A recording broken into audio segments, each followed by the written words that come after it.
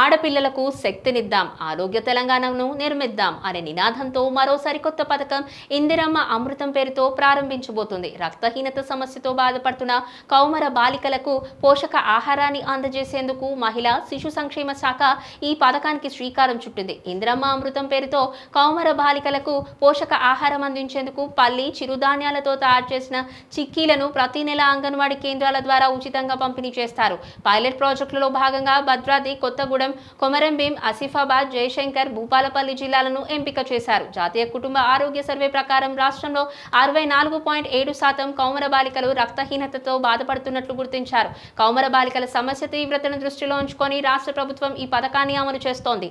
ఆరోగ్య తెలంగాణ నిర్మాణ లక్ష్యంతో రాష్ట్ర ప్రభుత్వం ఇప్పటికే అనేక సంక్షేమ కార్యక్రమాలను విజయవంతంగా అమలు చేస్తోంది. అయితే కొత్త పథకం ఇందిరమ్మ అమృతం పేరుతో 14 ఏళ్ల నుంచి 18 ఏళ్ల మధ్య వయసునున్న కౌమర బాలికలకు పోషకాహారంగా పల్లి చిరుధాన్యాలతో తయారైన చిక్కీలను అంగన్వాడీ కేంద్రాల ద్వారా ఉచితంగా పంపిణీ చేస్తారు.